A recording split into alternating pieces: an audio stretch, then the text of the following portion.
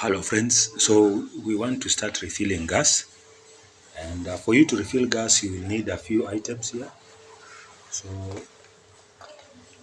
we have this gauge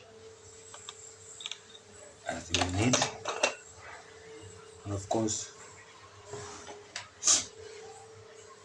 you will need your gas.